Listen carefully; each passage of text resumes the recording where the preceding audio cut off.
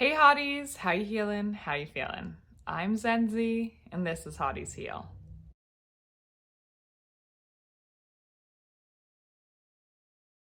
First, I'd like to start by saying welcome or welcome back to any and all of my new and old subscribers, or even just anyone who may have just clicked on this video.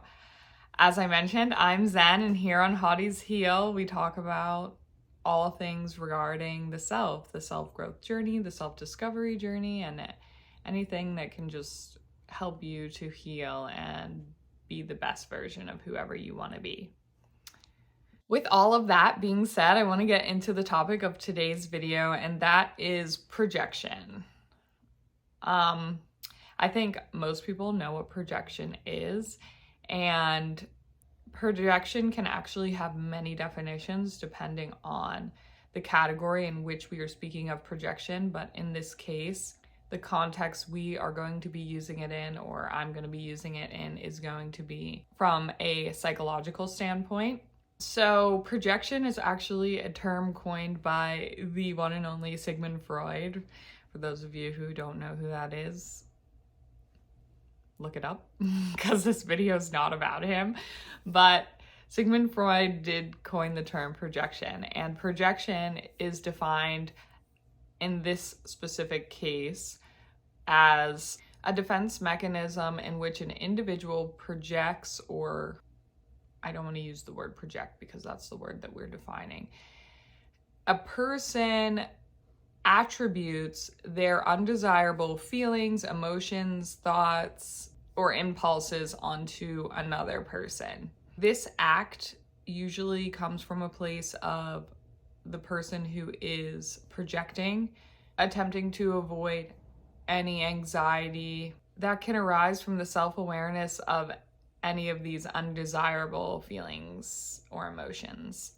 Essentially, by attributing these feelings to others, you yourself or anyone who is projecting can then distance oneself from the discomfort associated with recognizing your own shortcomings or their own shortcomings, just speaking broadly.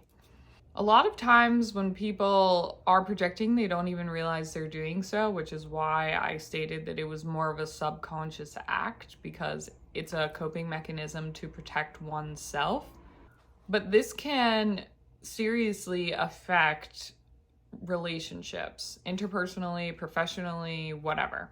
When an individual is projecting their feelings, emotions, traits onto another person, it can lead to misunderstandings, conflict, and breakdown of communication overall. This is why it's so important to recognize when someone is projecting, whether that someone be you or someone outside of you, because it can be a crucial step towards emotional and psychological growth. This is because it requires a level of self-awareness and a willingness to confront uncomfortable truths about oneself.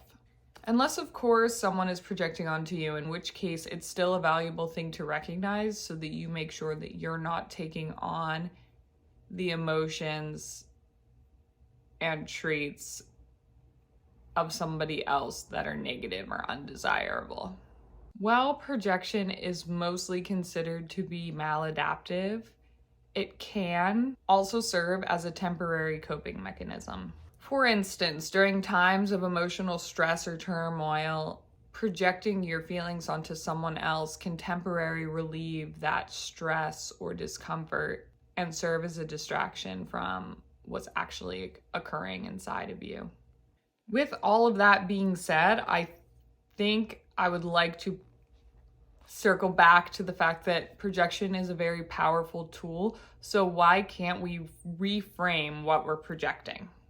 This means reclaiming your emotions as your own, understanding that only you can fix them and it's you that feels that way, not others, and then calling back your power by being able to not only understand, but then transmute the negative, uncomfortable emotions that you may be experiencing. So if instead of projecting to avoid the discomfort and negative emotions, we understand why we're feeling the way we're feeling and choose instead to work through those things and project positivity, you'll be able to simultaneously acknowledge what's your own and also what's not working and may truly be out of your control. Projection is considered a complex psychological phenomenon, but if it's possible to use projection to deflect negative emotions, then I could argue that it's equally as possible to use projection to project positivity and in turn create a more favorable outcome. In case you're still not understanding and you might be asking, how so? Well, let me tell you. When you choose to project positivity, you train yourself to learn to expect more positive outcomes, which will ultimately influence your behaviors and decision making. This mindset can lead to greater resilience in the face of challenges and increase the likelihood of achieving your goals, thus becoming a self-fulfilling prophecy of success. Woo! Because when you believe something will happen, you align your actions with said beliefs, which will help to bring about that expected outcome. This is what I like to call a positive projection. And I'm sure if you looked it up, it would give a similar definition because that just makes sense, right? Projecting positivity not only will help to impact you in a positive way, but also those around you. By projecting positivity, you can influence the mood and behaviors of others around you. For instance, especially if this is coming from an authentic place, if you're working in a team environment and you're optimistic and enthusiastic, the likelihood that you're going to boost your team's morale is higher than if you're dragging your feet and talking really negatively. Just as much as misery loves company, positivity and optimism are also contagious. Projecting positivity can motivate others, foster collaboration, and overall just boost morale, as I already said.